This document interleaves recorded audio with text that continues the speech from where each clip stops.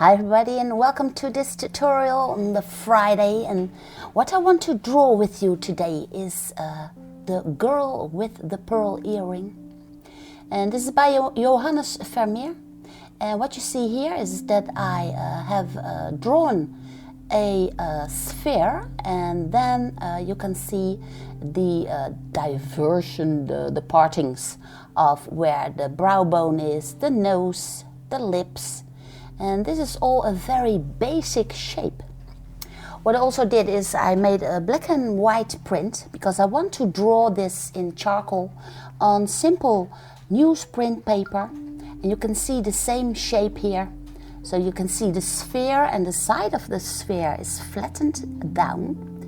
And now we can see where the eyes are going to be, the nose, the mouth. And it's a 3/4 position.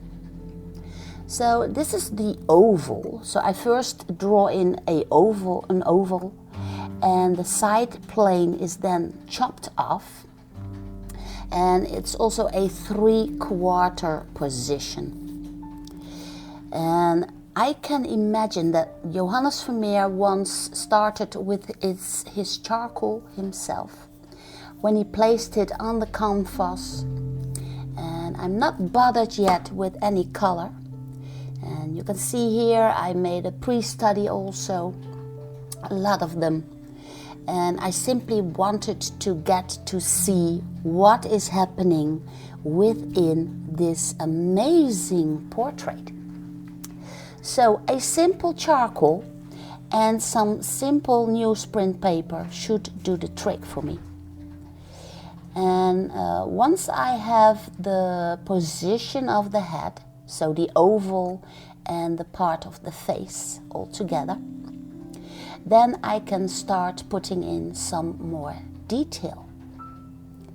Now the girl in question is wearing kind of an oriental bandana-like headpiece, and you can see there's a scarf dangling from the head down. And that scarf is going over the rounded head, of course. And this is the position of the ear. The ear is for half the way covered in that bandana. And here you see the line, the middle line of the face, which is actually quite to the left, of course, because the head is tilted and she is looking quite straight at us. But I can already see where the nose, the tip of the nose is going to be, the lips, and here you can see that little bowl for the chin. And what you also see are those magnificent rhythm lines. So there's a rhythm line coming from the nose part, and I have to decide where the eye sockets are going to be. And it's also very nice to have a reference picture in the same size as your actual drawing, especially if you are still some kind of a beginner. Then it is very nice that your reference picture is not too small, but in about the same size. Now what you can also see is that the right side of the head is completely in the shadow. And here I've drawn in the tip of the nose, or the basic of the nose a little bit too low, so I simply erase that a little bit. And then I'm looking for the eye rhythms. Here you can see the rhythm of the forehead. And what I actually also try to figure out is where the irises are located upon the balls of the eye. The tip of the nose is also a little bit of a rounded shape. And the real-time tutorial can be watched, of course, on my Patreon page. You can find all the prints and all the reference pictures there. So maybe I can help you there even better, and you can see me drawing and talking at the same time. Here on YouTube, everything is a little bit fast forward, of course, but you still get the main idea of what I'm trying to achieve here. Now, here you can see the shape of the face. I also made an enlargement, so this reference picture is even a little bigger than the actual drawing. But this can help you very much to get the position of the eyes correctly. And drawing two eyes is always very difficult. You have to locate exactly where the irises and the pupils are going to be. Otherwise, the eyes will look crooked or something. So that is why I'm making use of the rhythm lines, and I take extra care to watch where the highlights in the eyes are. Well, here I'm starting to put in already some values, and as I told you just a few minutes ago, the right side of the portrait is completely in the shadow.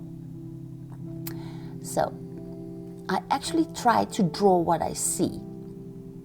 The front of the face is completely lightened up, and the side is completely in the shadow, and you can just see the ear, for instance, and you can just see that pearl all in that shadow. Let me demonstrate a little bit for you. You can see here my value scale. The values 4, 2 and 0 are the values that are in the shadow part, and the values 10, 8 and 6 are in the light part. Now here you see the color of the clothing, and it's a white color, but there's also a little bit of shadow there, of course. And you can see where the sleeve starts, and then that scar that is dangling down from her head has also a lot of values, but the outer side of that scarf is simply fading away in the background. Now the background in this particular portrait is very, very important. So I really needed to draw that all in. So here I'm putting in a first layer of the value of gray, and by putting in that dark background, the lightened up face will pop out. So I really, really need to put that in, and I'm putting even a second layer in here for that background. You can see it in the original that there's a lot of contrast between the lightened up face and the background itself. Once you have the background in a little bit, then you can take close attention for that contour line, the left contour line, and then you can simply clean up the inside of the face. Now here I've progressed a little bit further, and I've cleaned up the inside of the face, so that is now in the good contrast with the background. And I put in layers and layers of charcoal for the shadow part of the portrait. And this takes some time. The real drawing took me more than an hour, actually. But because the start shape was correctly, and I just started out from that oval, and I decided how that oval was divided again, where the middle line is, and how the angle of the eyes is. And once your basis is correct, then all the rest is putting in and getting to see all those gray values. And this is hard enough.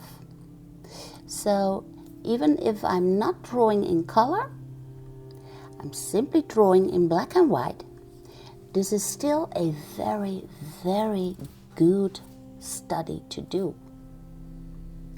Now what I'm doing here is I've taken out my palm pastel knife and I push in the pigments of the charcoal. I push that in a little bit into the newsprint paper that I'm drawing on. The effect is quite amazing because now I get that painterly look. And drawing with the palm pastel knife is always, it brings a kind of softness into your drawing, and it makes you draw like a painter would paint. So this is a very good way of studying if you want to become a painter later on. Also, the painters of the old ages always made a pre-study in charcoal before they put on the actual oil paint. So I am imagining that Mr. Johannes Vermeer also made this kind of a pre-study on his canvas before making the actual famous painting.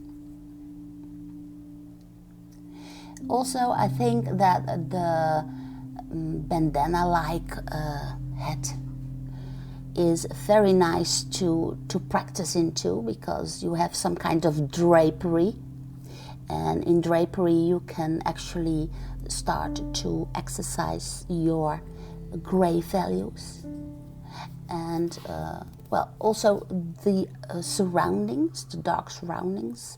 I also used the palm pastel knife over them, and this together makes that this simple charcoal drawing start to become very vibrant and very lively indeed.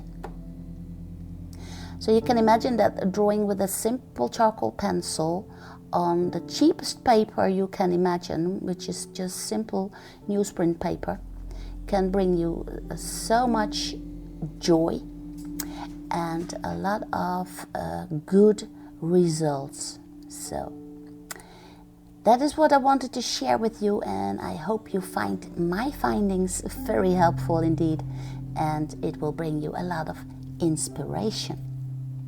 Thank you for watching, and I will see you again in my next tutorial.